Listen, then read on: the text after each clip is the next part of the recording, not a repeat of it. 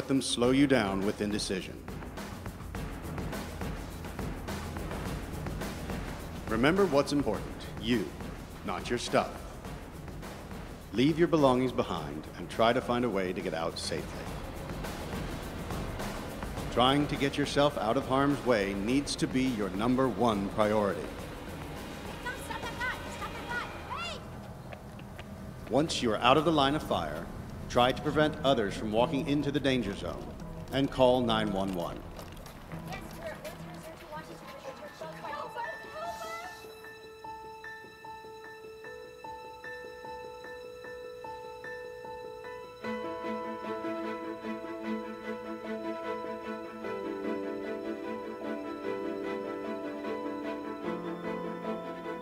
If you can't get out safely, you need to find a place to hide.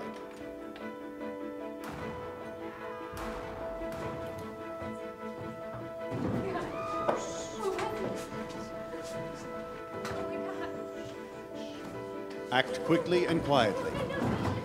Try to secure your hiding place the best you can. Turn out lights, and if possible, remember to lock doors. Silence your ringer and vibration mode on your cell phone. Checks the And door, if you can't locked, find what a does he safe do? room or closet, try to conceal yourself behind large objects that may protect you. Do your best to remain quiet and calm.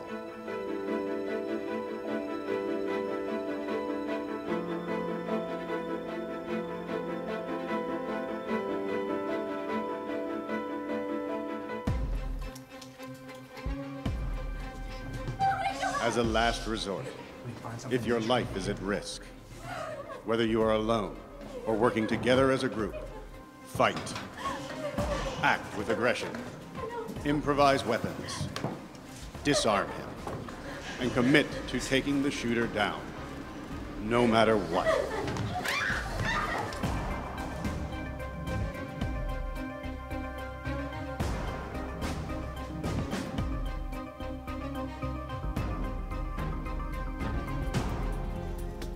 Try to be aware of your environment.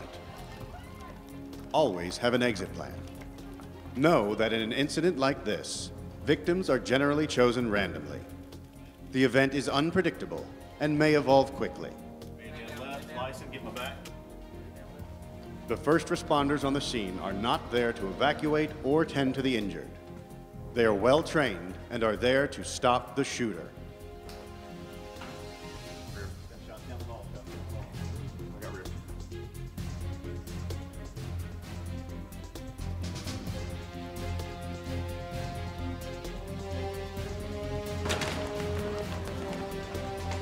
Your actions can make a difference for your safety and survival.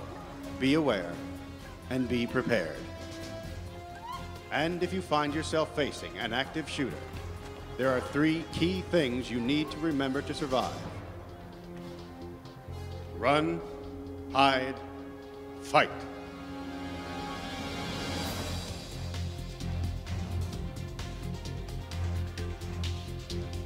Things happen quickly. I'm going to make the assumption they did. They don't show it on the video. They don't. That's the best. I like the way you think. But unfortunately, they don't show that. Just ignore that for a second. I can't even concentrate when I see that. But there's a purpose for that. Do we know who that guy was and what his intentions were? Who could he have been? Anybody. Just got fired from that place of employment. Just had a domestic with his wife. Had an argument with the boss. Could be just some guy that says, you know what, this looks like a fine place to go in and hurt and kill people. Okay? Most active shooter events are over within 7 to 8 minutes in totality. From when that person enters the doorway, starts firing on people, to possibly the end of his life with a self-inflicted gunshot wound, or the police engage him, or civilians do something about it. Okay? That's what we're going to talk about. Okay? We're not there yet. Okay? We have the assumption, oh, the police are going to be here, they'll solve all the problems. Okay, I hate to say it, but what happened in Parkland, Florida? They had a school resource officer that failed to act. And you know what? It makes me mad. Because I wear this uniform and it's badge with pride. I know that man does the same thing. We put a lot into this job and what we do. He hurt my profession. And he killed kids because of it. That's tough. Okay? But you may have to act. We will get there. But it may not be within those 8 minutes, depending on where you're at. Okay? So we have to take some action. We have to do something. We can't do that. Okay? The deer in the headlights. Ladies and gentlemen, that is real. Paralysis by fear. Patty Nielsen exhibited it at Columbine. Dispatcher said, "Can you get to the door, close that door, and lock the door?" Her response was, yes, no, I have 3 kids of my own. She thought about her own mortality, her own family. She was paralyzed. I cannot get up and do that. It's a terrible feeling. When we go through our training on a SWAT team, they put us in high-stress situations. We go through training where we actually can fire at each other with little pellets. It's called simunition rounds. They hurt. You don't want to get hit. We wear special equipment, and they put us in a high-stress environment. And I remember my first time doing it, they sent me into a classroom to find the bad guy. I walked in, I had all that testosterone going. I'm like, yeah, this is awesome. I walked in, I saw the bad guy did this. It's exactly what came out of my mouth. That is no exaggeration. I froze. Bad guy shot me. Boom, boom, boom, boom. I was like, no! That's not supposed to go that way. So I came back out. Guys on the team said, hey, chill. We do something called combat breathing. Okay, it's in through the nose. Hold it 3 seconds. Out through the mouth. What it does, it brings the heart rate back down, clears my head, my thought process. In the schools, when I was teaching DARE, I said, smell the flowers, blow out the candles. But it sounds so much cooler when we say combat breathing. Right? You know it. She's going to use it, I know it. Say it to her grandkids. Hey, Grandma's doing combat breathing. Do it with me. Okay? And once I did that, they put me through another scenario. I went in, I saw the bad guy, and I gave him my lawful commands. Drop the gun, get on the ground.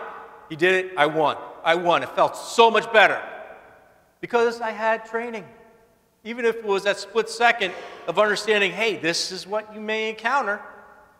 I know I can do something about it. And it changed the outcome. I wasn't a victim, I was a what? I was a survivor.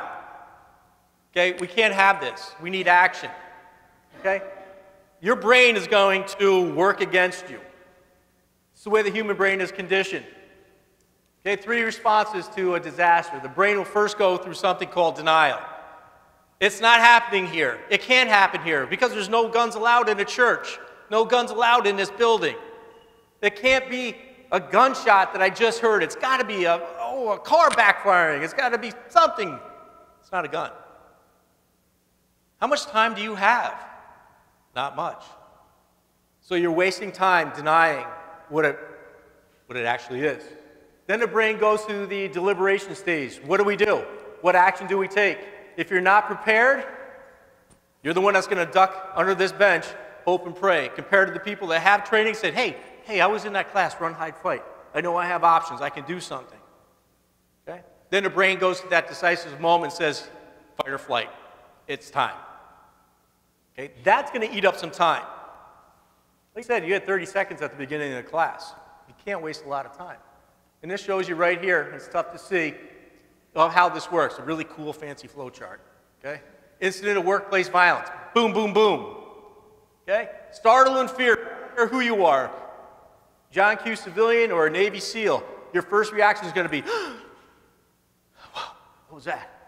Okay? People that aren't trained, instant panic, chaos, disbelief, denial, helplessness. Okay? They did a drill at a school, southern part of the county, a few years ago, where law enforcement came in and they were using blanks, still go boom, but nothing came out. Teachers volunteered to play the role as teachers and students. There's no students involved. And they said when they shot the guns, boom, boom, boom, and the police came into the room where the teachers were, almost 3/4 of the teachers were in a fetal position on the ground, paralyzed by fear. All right? Paralyzed by fear, couldn't move. What would they become? Victims. Okay, compared to the trained response. Yeah, you're going to have that anxiety, and you're going to feel it, because your heart's going to go boom, boom, boom, boom, boom. Your breathing's going to accelerate. Okay, that's the condition of the body where we're getting ready for fight or flight. Okay? But the brain is going to recall, training, options, run, hide, fight. And they make this program to be simple. Okay? You don't need a pamphlet. You don't need this, that, or other thing. It's here. Run, hide, fight. Okay? We prepare, then we commit to our action. Okay? Proven time and time again of why this training is important. So our options. The first thing, if you can get out, we want you to evacuate. And I heard some people say that at the beginning. You started looking for those secondary exits. Outstanding. Create distance between yourself and that threat. Okay? Remember the settings. Work, movies, mall, wherever it could be. Create that distance. Okay? Encourage others to leave with you, but don't get slowed down trying to plead with people. The social services building, 4th floor. We have some people, when we did the training, they said, Jim, there's no way I'm running from the 4th floor all the way down to the 1st floor in the lobby. I physically cannot do it. Well, you have to know your limitations. So we said, oh, well, what would we do with a person like that? And we said we would actually have to physically drag them quickly into an office area, tell them to close and lock that door, wait for the police to respond. Okay? But you're not going to say, oh, I'm going to pick you up over my shoulder, then you're going to do the fireman's carry, and you're going to get everybody out of here. Not happening. Okay? You're going to create more victims. Leave your belongings behind except for your cell phone. I don't care about your purse, your backpack, this, that, and the other thing. I want you to take that cell phone. Why? It's your means of communication to the outside world, to call 911. Right? We talked about 911 earlier. Okay? Once you're out, keep others out, and then call 911. And I know we talked about this earlier, and this is part of our discussion. Why don't you want to call 911 as you're running out of the building? What's that? Possibly, but there's some other reasons why I don't want you as you're running out of the building.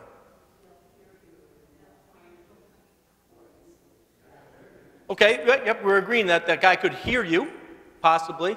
But also, if you're talking to the dispatcher, what are they going to hear? You're running, you're panting. Okay, are they going to understand a word that you're saying? No. And is it going to be difficult to multitask as you're running out of the building to talk? I guarantee you, now you've just increased the odds that you're going to fall, you're going to trip, you're going to become a casualty. Wait till you get to a safe location, then call 911. Andy's going to cover that portion of 911 in a little bit, and what you want to tell the dispatcher.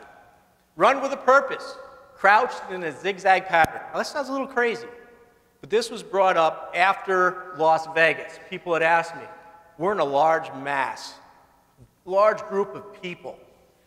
What do we do? How do we protect ourselves? I said, you run.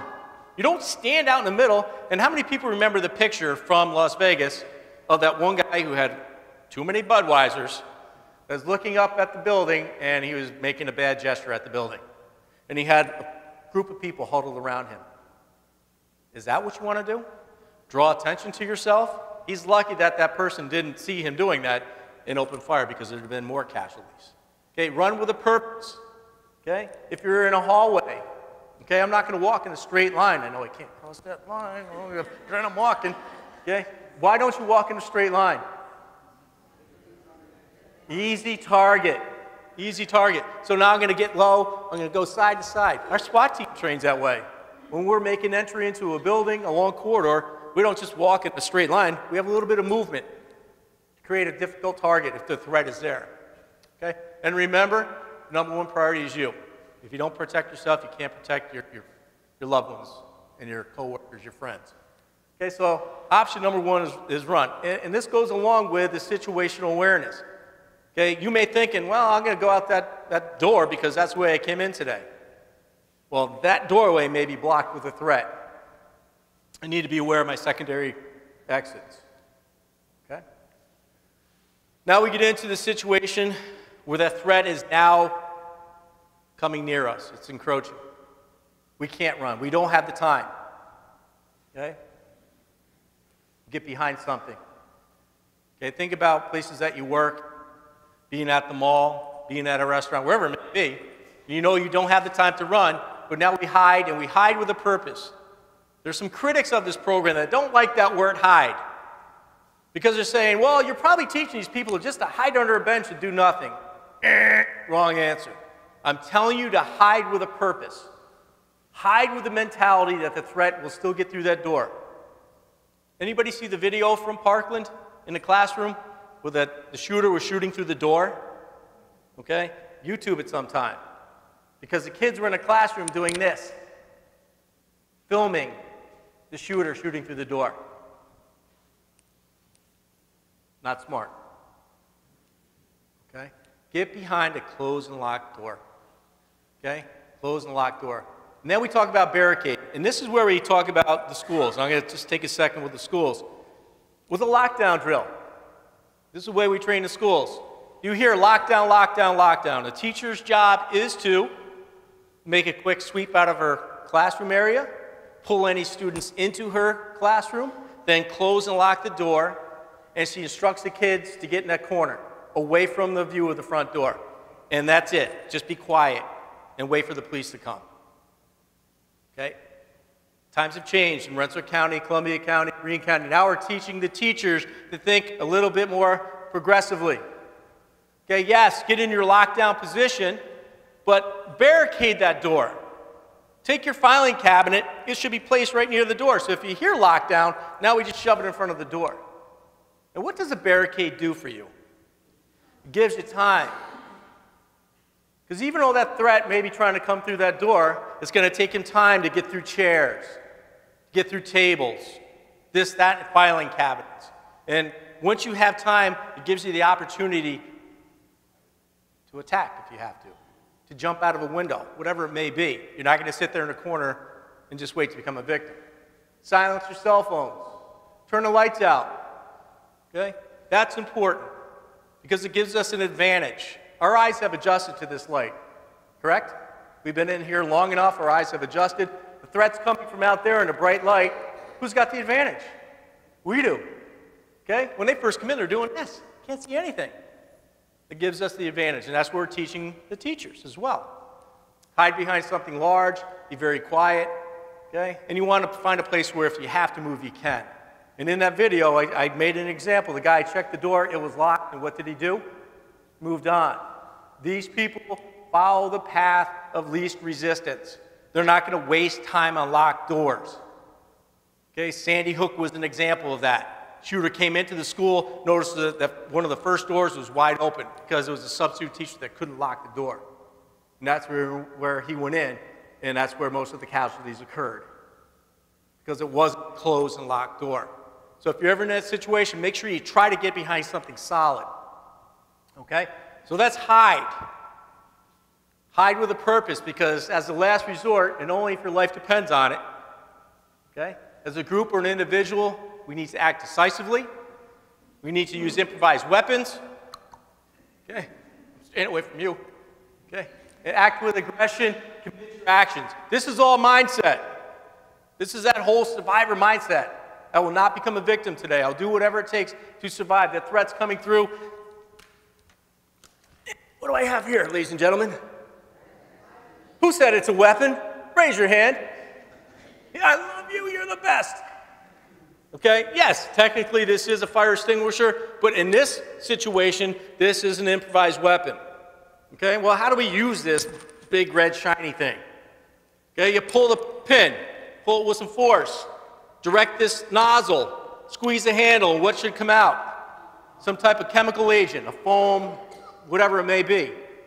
Okay? So if that threat's coming through the door and I use this, where am I going to spray that person? In the face.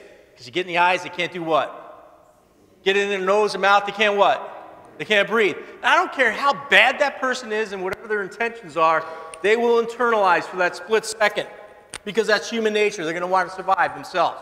Instinctively, they're going to do this. Clear the nose, clear the mouth. They're going to try to breathe. And what does that give you? It gives you time. Because now I'm going to take that, and what am I going to do with it? What did you say? You know what? We've done this in the libraries and the librarians. We're going to smash them with it. I'm like, wow, watch out for the librarians. I will make sure my books are back on time every time. But it's true. Now, we may use it as a weapon. And that brings up the point. Well, what if I kill him? Am I in trouble? Okay, New York State Penal Law, Article 35. The use of deadly physical force will authorize you, if your life is in imminent danger, if you have no way of retreat, that you may use deadly physical force to end that person's life to protect yours or those around you. That's been a question. I'm afraid to do it because I don't want to get in trouble. Well, what's the other option? Right? So you can. You have scissors in the classroom. Okay, you have a keyboard, you have hot coffee. Okay? Use what you ever have to use. If you don't have that, can you use your hands, your knees, your feet? You do what you have to do to survive. There you go. Raise that nice and high. You didn't know it, but she's actually a 5th-degree black belt, and that's one of them. Right? So, run, hide, fight. 3 simple options. Okay? In the event of a tragic situation, you have options. Okay, where you're at. Okay? One note here, just quickly go through this. Options presented are based on where the threat may be coming from and the environment that presents itself to you. We go back to that situational awareness. Because you're thinking, well, I'm going to create distance, I'm going to run. All of a sudden you turn the corner and there that threat is. Well, we have to think differently now, right? We think on our feet. We go from run to immediately fight. Okay? And what we say, we teach people, you can't think linearly. Okay? You have to think outside the box and make sure that you can use any of these options at any moment. Okay, we need everyone to be prepared to adjust their course of action as the situation dictates. This may include the use of physical force and or deadly physical force, which we just covered. And I'm going to turn it over to my partner, and he's going to talk about when the good guys show up, because it's important. We talked about you and what you would do, but it's also important to know what we're going to do. We have to be on the same page. Okay, now, we play the good cop, bad cop, or insane one. He's kind of, you're going to see a difference. You think I was intense. Wait till. He has nicer hair. I can't help that. That's just, but I want to thank you guys for my portion. Does anybody have any questions relating to the run, hide, fight? I recently read about a woman who gave her 2 nieces door wedges. Door wedges. Okay. To carry in their backpacks. Okay. Absolutely. And that's a good point. Did everybody hear that? We're talking about someone she knows gave those little wooden door wedges that you see in the schools and the classrooms. And that brings up a good point because I get this question a lot. There's products that are out on the market that you can slide under a door and it locks the door. Or you have these things you can put over the hinge on top of the door. Fire code says you can't use it. You can't have it in a school. Doesn't make sense. So what we're advocating to the teachers is, even in a workplace, those wooden wedges, keep it in your top drawer of the desk. So if you hear lockdown, lockdown, lockdown, whatever it may be, you know, you're thinking close and lock the door, but I'm also going to take that wedge and stick it under the door. Because what does that give you? Time. I want you to realize that. It gives you time. Okay, that's a great question. Thank you. Yes?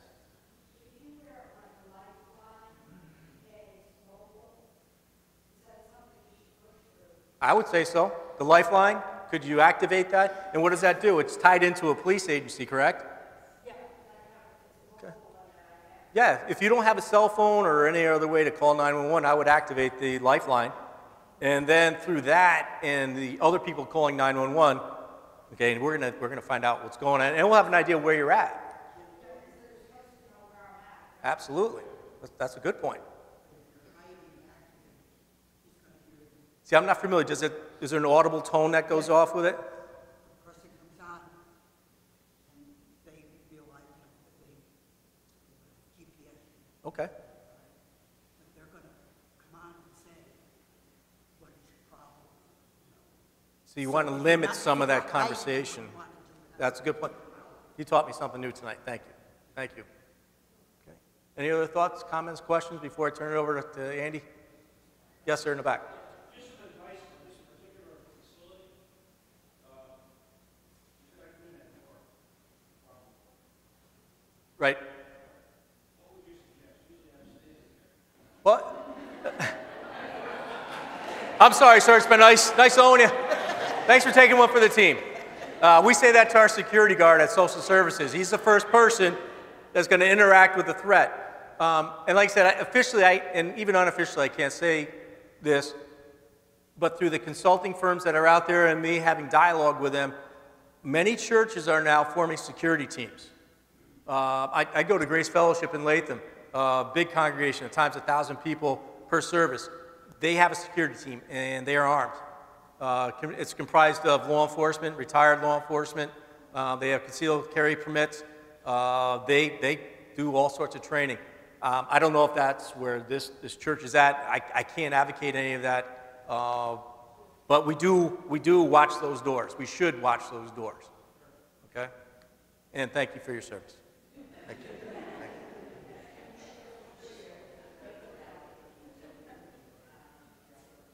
Yeah, Andy, that's Andy's topic.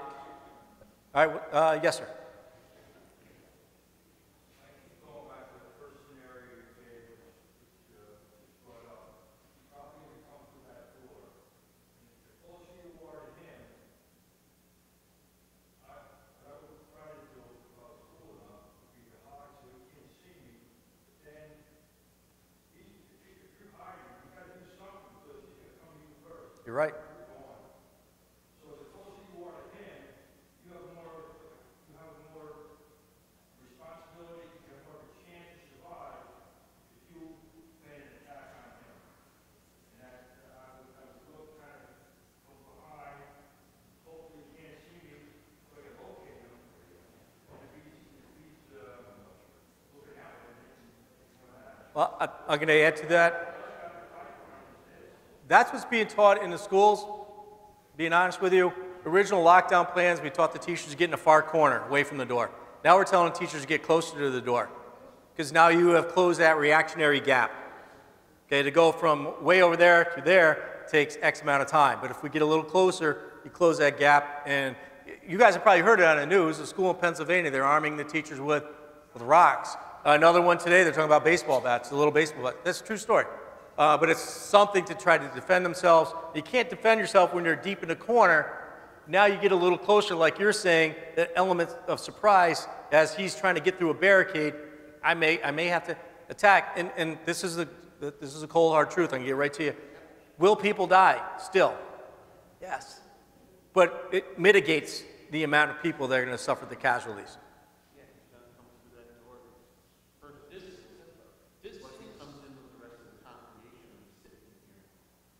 That could happen too.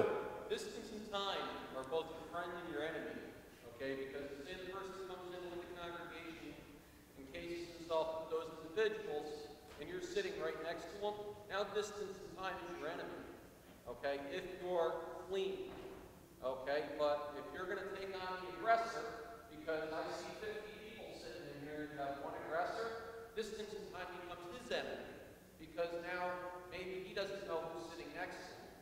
Distance and time are the key to survival in both manners, if you're retreating or you're attacking. They might have a gun, okay? They might have one gun. They might have an improvised explosive device in the backpack that they can wear, maybe in a car outside. They might have more than one gun. But when they're outnumbered, and now they have to become defensive, as Deputy Phelps said, you spray them with the fire extinguisher, now you have the upper hand. I would say somebody in a hostile intensity through that door tonight, and I can count about 25 of you right there, and 25 of you got up and just started rushing one after another at the same time. They stand less of a chance of taking more casualties. Somebody may get hurt and die, but it saves everybody else. You have to start thinking of self-preservation and preservation of the people. And studies will prove you are not going to negotiate with that threat. Absolutely not. Because if they're at that point, they have their mind made up on what they're going to do, they know they're not leaving there alive, okay, you're not going to be able to plead for your life with that person. It's not going to work. Okay, you have to take that proactive stance. And like you said, hey, you know what? I may get in that tactical advantage, and I may have to rush this person. I may take the casualty, but I may save others. And that's been shown time and time again in these active shooter events where that one person, that coach down at Parkland, sacrificed his life. What's that? How would they feel about it if they get sprayed?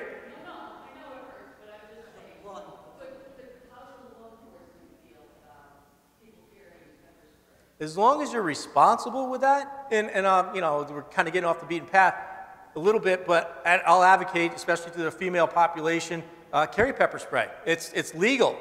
You can purchase it. They make it so it attaches to your keychain. So let's say you're leaving your work or you're leaving the mall, as you go out to the car, you have it in your hand.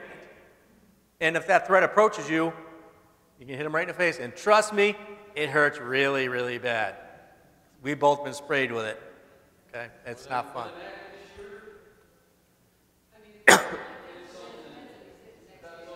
If that's all you have, absolutely.